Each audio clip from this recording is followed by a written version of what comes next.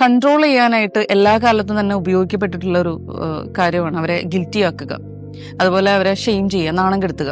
ഗിൽറ്റിലൂടെയാണ് പല സ്ത്രീകളും കടന്നു പോവുക. അത് ഒരു അമ്മയാണെങ്കിൽ അമ്മയ്ക്ക് ഗിൽറ്റ് ഉണ്ടാകും, വൈഫാണെങ്കിൽ. ഇപ്പോൾ ഒരാൾക്കും അവർ വിചാരിക്കുന്ന രീതിയിൽ പെർഫെക്ഷന് നമ്മൾ കൊടുക്കുന്ന ഒരു സ്റ്റാൻഡേർഡ് ഉണ്ട്, അതിലേക്ക് ഒരാൾക്കും എത്താനായിട്ട് നോർമലി പറ്റില്ല. അപ്പോൾ അതുകൊണ്ട് തന്നെ ഈ പറയുന്ന ചെയ്യാൻ പറ്റാത്ത കാര്യങ്ങൾ, എത്താനാവാത്ത സ്റ്റാൻഡേർഡ്സ്, ഇതൊക്കെ വെച്ചിട്ട് എന്ത് ചെയ്യും, ഭയങ്കര ഗിൽറ്റിലായിരിക്കും പോയിക്കൊണ്ടിരിക്കുക.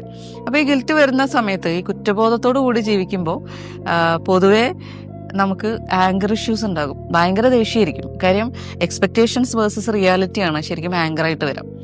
ഈ ഭയങ്കര ദേഷ്യത്തോടെ നമുക്ക് നമ്മളോട് തന്നെ ദേഷ്യം ഉണ്ടാകും, നമുക്ക് ചുറ്റുപാടുള്ള എല്ലാത്തിനോടും ദേഷ്യം ഉണ്ടാകും.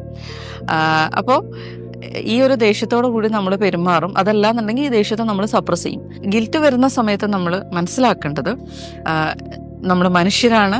അപ്പോൾ ചിലപ്പം നമ്മൾ മിസ്റ്റേക്സ് ചെയ്തിട്ടുണ്ടാകും, ചിലപ്പം നമ്മൾ ഫെയിലിയർ ആയിട്ടുണ്ടാകും, ചിലപ്പം നമുക്ക് ചുറ്റുമുള്ള ആളുകളെ അവരാഗ്രഹിക്കുന്ന രീതിയിൽ സാറ്റിസ്ഫൈ ചെയ്യാൻ പറ്റിയെന്ന് വരില്ല. അപ്പോൾ നമുക്ക് എന്താണോ പറ്റുക അത് നമ്മളെ അക്നോളജ് ചെയ്തിട്ട് നമ്മളെ സ്നേഹിച്ച് നമ്മളെ ചേർത്ത് പിടിച്ചിട്ട് മുന്നോട്ട് പോവുകയേ സാധിക്കുകയുള്ളൂ.